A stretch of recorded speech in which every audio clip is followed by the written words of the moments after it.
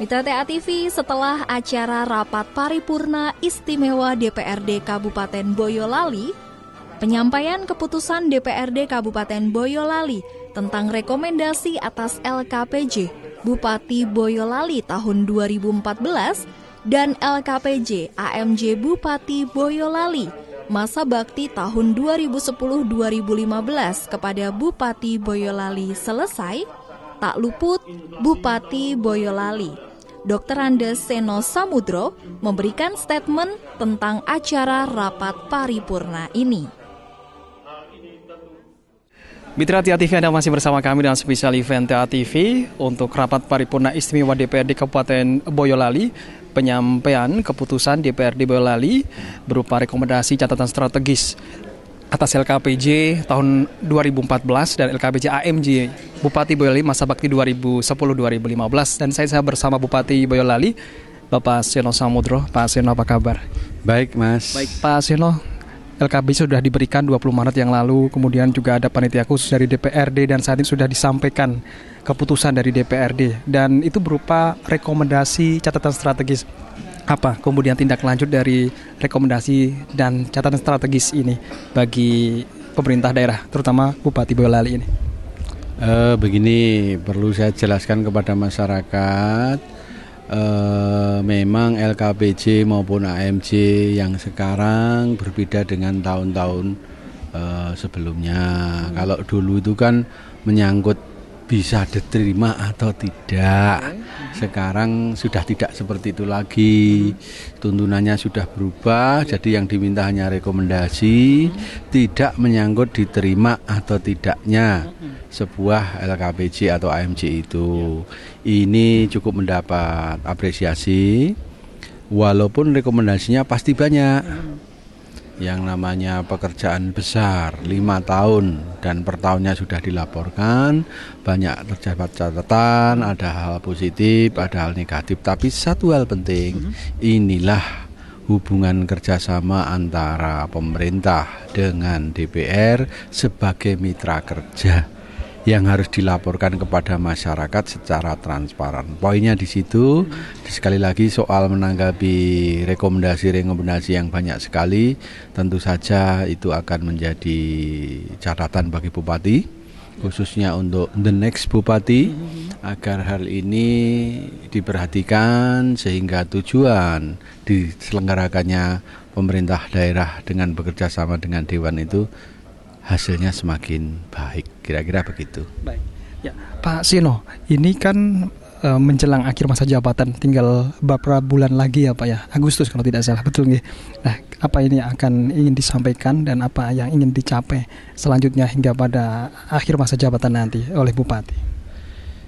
Ya, demikianlah pengabdian saya sebagai Bupati mendekati 5 tahun dan sekali lagi ada tawa, ada tangis, ada keberhasilan, ada kegagalan. Itulah romantika di dalam kehidupan, termasuk kehidupan bertata negara. Saya sebagai Bupati wis ora koyo-koyo, sudah berusaha sekuat mungkin untuk mewujudkan apa yang saya janjikan selama pilkada. Tapi ya hasilnya ini. Apapun ya harus kita syukuri dan semoga kita doakan the next Bupati akan lebih hebat dari saya. Kira-kira seperti itu. Pesan untuk the next Bupati barangkali, karena tadi disampaikan bahwa ada semacam penurunan untuk bidang pertanian.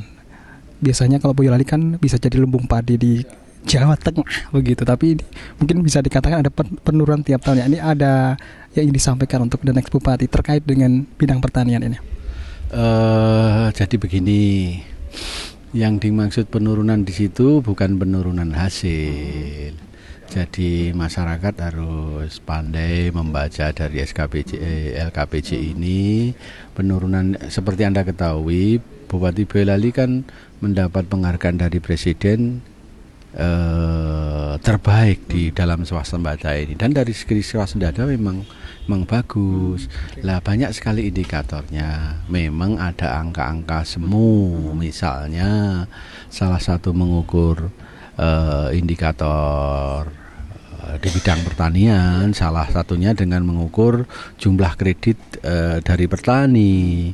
Nah, yang dihitung kan mesti kredit di Boyolali. Pertanyaannya kan tidak semua kredit itu ada di Boyolali, apalagi petani yang sukses, yang kreditnya di atas 2 miliar, pasti cairnya di Solo, dan itu dihitung di Solo. Padahal Anda tahu sendiri Solo ini malah orang duwe pertanian.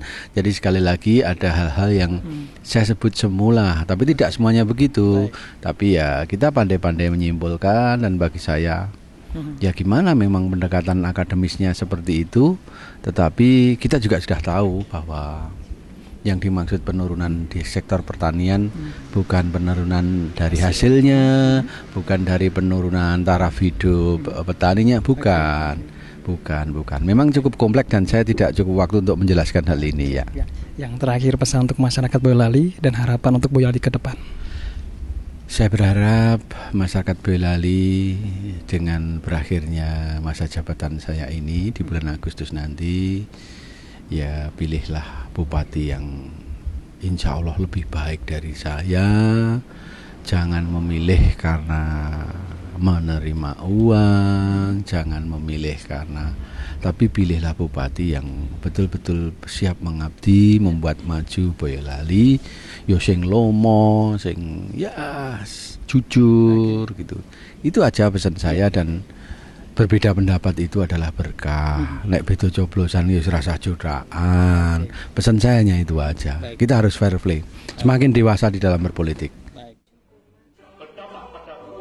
Selain Bupati Boyolali, Ketua DPRD Kabupaten Boyolali, S. Parianto, juga memberikan statementnya.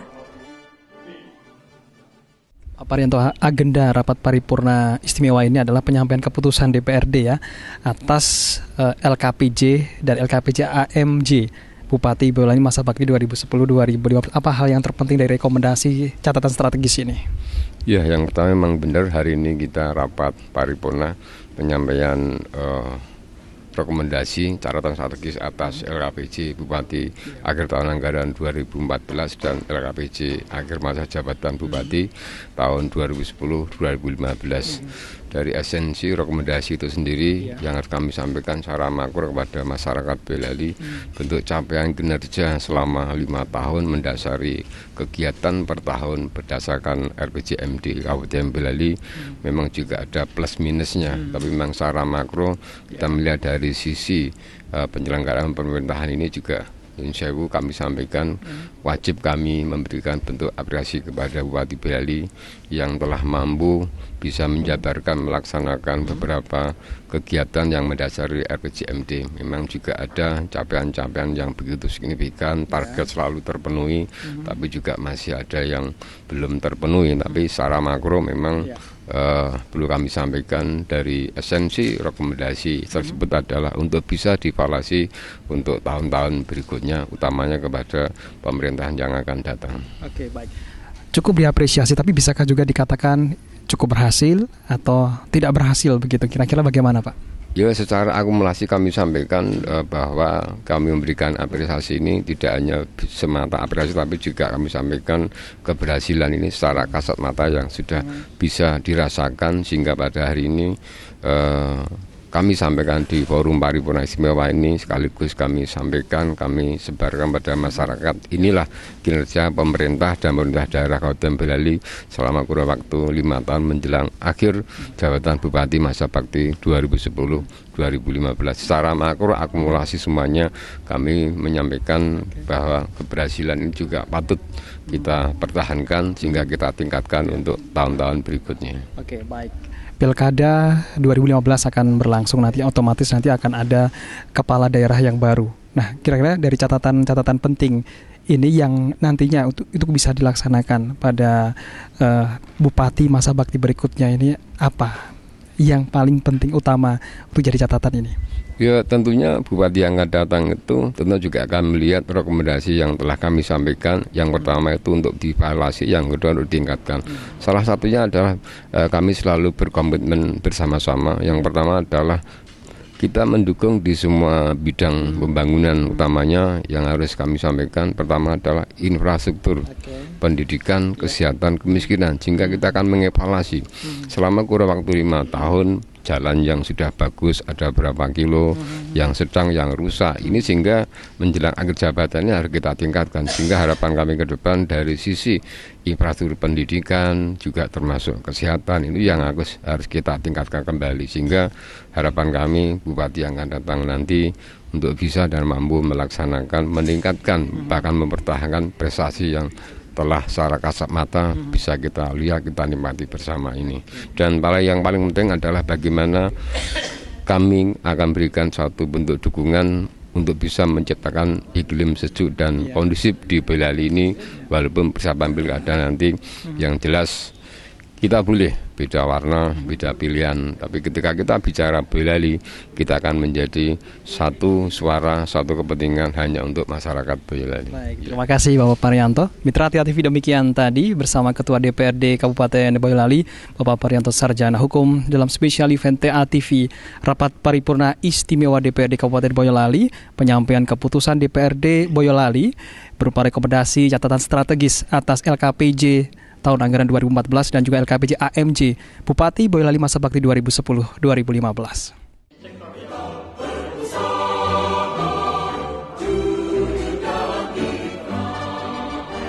Mitra Tia TV menjelang akhir masa jabatan Bupati Boyolali 2010-2015 ya, LKPJ tahun anggaran 2014 dan juga LKPJ AMJ Bupati Boyolali juga disampaikan pada tanggal 20 Maret dan kemudian dibahas oleh panitia khusus DPRD Kabupaten Boyolali, dan pada hari Kamis 2 April 2015 ini keputusan terkait dengan LKPJ tahun anggaran 2014 dan LKPJ AMJ Bupati Boyolali masa bakti 2010-2015 diserahkan kepada Bupati Boyolali, dan banyak catatan strategis rekomendasi yang diberikan DPRD dan yang mana ini juga menyampaikan apresiasi atas keberhasilan yang dicapai pemerintah daerah selama 5 tahun ini, dan juga pastinya ada rekomendasi untuk bisa dijalankan untuk Bupati pada masa bakti selanjutnya untuk kemakmuran, kesejahteraan masyarakat Boyolali dan kemajuan pembangunan di Boyolali ini. Dan Mitra Tia TV, usai sudah kebersamaan kita di spesial event Tia TV kali ini. Semoga apa yang kami hadirkan bermanfaat bagi Anda, khususnya bagi masyarakat di Boyolali ini. Sampai jumpa, Tia TV masa kini dan tetap berbudaya.